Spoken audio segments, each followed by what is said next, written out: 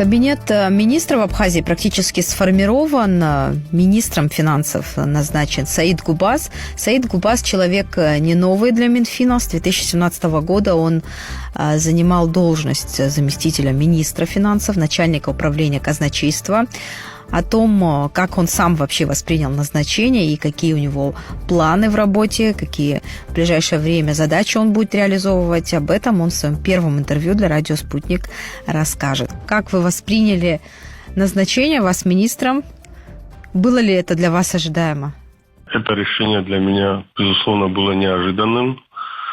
Было, безусловно, волнительно. Министерство финансов является одним из ключевых органов в государственной системе, который обеспечивает реализацию государственной политики в финансовой, бюджетной, налоговой и валютной сферах. И возможность осуществления руководства этим ведомством – это, с одной стороны, почетная, наверное, задача, и вместе с тем очень ответственная для меня задача. Во всяком случае, я ее так воспринимаю, потому что, безусловно, это большой фронт работы, большой круг задач, за которые руководитель этого ведомства несет безусловную ответственность. Но вас невозможно назвать новым человеком, да, в правительстве. Вы уже много лет руководите казначейством.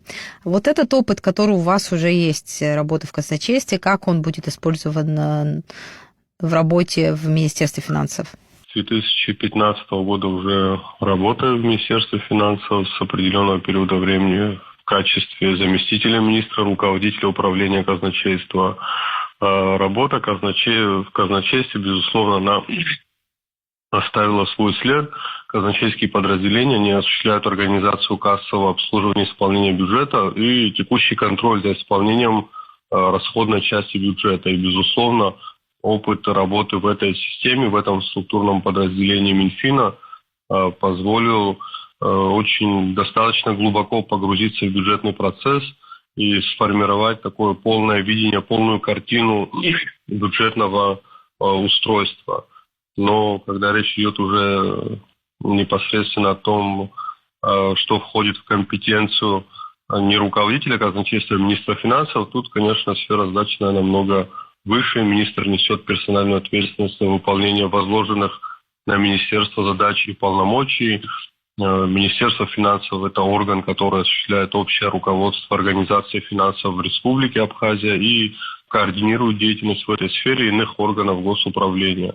И в этой связи очень большой объем задач, функций стоит перед Министерством финансов.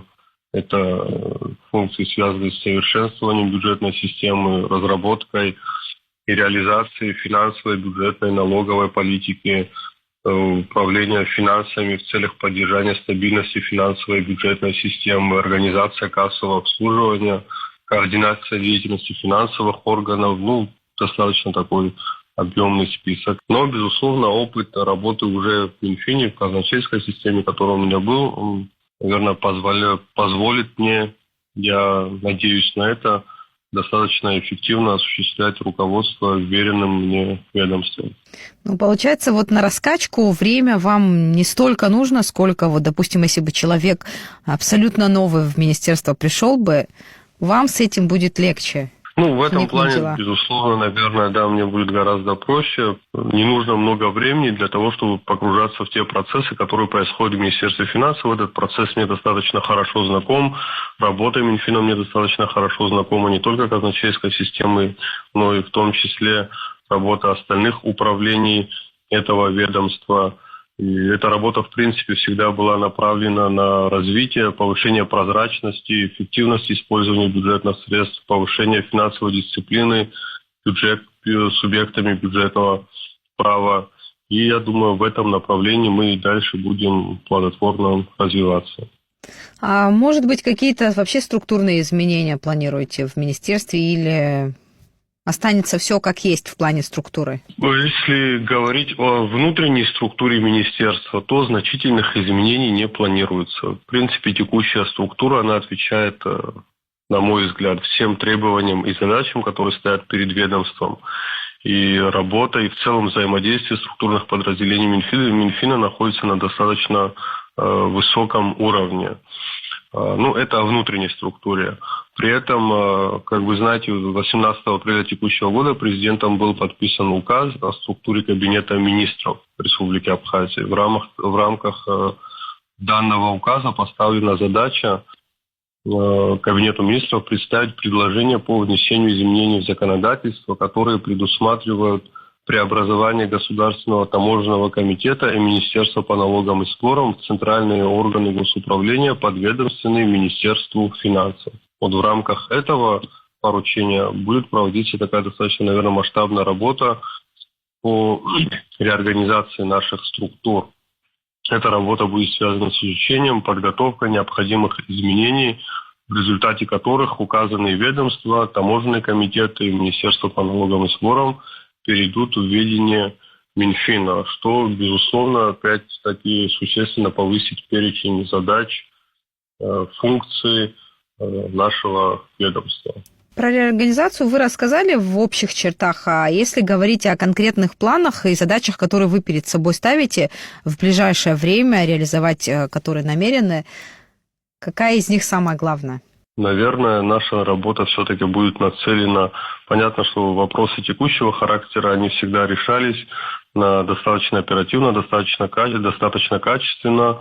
Сейчас наша основная задача будет направлена на то, чтобы подготовить этот пакет документов, необходимый для этих реорганизационных процессов. И дальше, естественно, укреплять финансовую дисциплину всеми распорядителями, получателями средств бюджета. Еще достаточно много проектов мы планируем реализовать в ближайшем будущем. Сейчас мы занимаемся их изучением, подготовкой. Потом в прошлом году мы тоже заявляли о том, что в рамках программы, утвержденной постановлением Кабмина, была разработана программа по автоматизации бюджетного учета и отчетности. Сейчас мы достаточно плотно работаем в этом направлении для того, чтобы ее масштабировать и создать условия для применения этой программы всеми получателями средств и республиканского, и местных бюджетов. Кстати, об этой программе мы подробно и в студии радио рассказывали, вы нам подробно об этом говорили тоже. Если вспомнить, главный документ, на который вы опираетесь, бюджет, какие-то, может быть, уже промежуточные итоги исполнения бюджета, какие-то цифры у вас уже есть на руках по бюджету этого года? И вообще, как вы этот документ оцениваете уже как министр? Бюджет на текущий год, как вы знаете, у нас был принят с небольшими задержками. До середины марта текущего года мы работали в режиме временного управления бюджетом. Это норма, которая предусмотрена нашим бюджетным законодательством, которая заключается в том, что в случае непринятия в отчетном финансовом году бюджета на очередной финансовый год, бюджетные назначения исполняются в тех параметрах, в которых он был утвержден на предыдущий финансовый год. То есть это, естественно, накладывает определенные ограничения на бюджетный процесс. В частности, объем лимитов бюджетных обязательств находится в размере не более 1/12 лимитов прошлого года. Конечно же, такие ограничения в определенной мере ограничивали возможности государства в части принятия и исполнения обязательств, но, тем не менее, позволяли не блокировать работу государственных органов и давали возможность обеспечивать финансированием нормативно-публичные обязательства. В марте у нас бюджет был принят, и эта небольшая срочка, которая у нас была, позволила внести в нее определенные в тот проект бюджета, который изначально предлагался в парламенте. Нам удалось внести определенные изменения уже с учетом тех показателей об исполнении бюджета за 2024 год, которые у нас к этому периоду уже были. Была проделана такая достаточно серьезная, очень глубокая доработка этого бюджета. И эта работа проводилась совместно не только Министерством финансов, она проводилась совместно с комитетом парламентским, проводились встречи, беседы с администраторами доходов и распорядителями средств бюджета, и в конечном итоге этот бюджет был принят в тех показателях, которые нами были согласованы. По параметрам, интересно, как распределяются расходы бюджета. Общий объем государственного бюджета на 2025 год по доходам утвержден в объеме 17 миллиардов 789 миллионов, по расходам 18 миллиардов 783 миллиона. Соответственно, дефицит бюджета составил 994 миллиона рублей. Здесь, наверное, важно отметить, что в общей структуре доходов государственного бюджета доля собственных доходов составляет 12,4 миллиарда рублей. Это достаточно высокий показатель. Этот показатель сформирован, опять-таки, с учетом исполнения республиканского бюджета за 2024 год, когда в государственный бюджет поступило порядка 12 миллиардов рублей. Такая положительная динамика роста собственных доходов, соответственно, нашла свое отражение в в законе о государственном бюджете на 2025 год.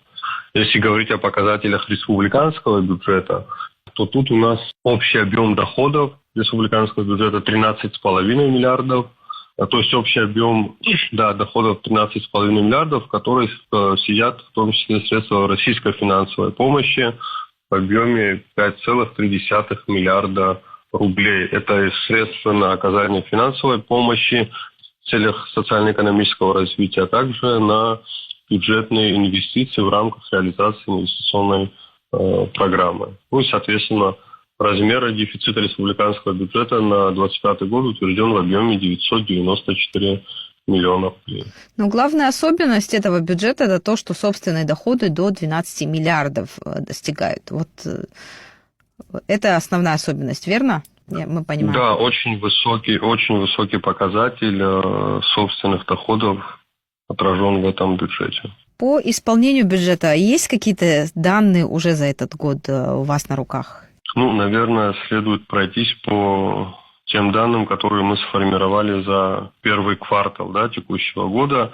Достаточно высокие тоже показатели, если сравнивать их с показателями исполнения за аналогичный период прошлого года. То есть по государственному бюджету за первый квартал собственных доходов у нас на 134 миллиона уже превышают показатели исполнения предыдущего периода, что достаточно тоже высокий показатель. То есть это такая положительная тенденция, которая наблюдается уже на протяжении ряда лет. И я думаю, убежден в том, что этот показатель, эта тенденция будет сохраняться по завершению финансового года в том числе. Благодарю вас. Это первое интервью в качестве министра, которое вы дали радио «Спутник», и мы надеемся на продолжение вот такого взаимодействия, на вашу открытость. Спасибо вам. Мы всегда готовы поделиться информацией о ходе исполнения нашего бюджета. Напомню нашим слушателям, это был министр финансов Саид Губаз. Он рассказал о том, как воспринял новость о назначении его на пост министра и о том, какие задачи стоят перед ним.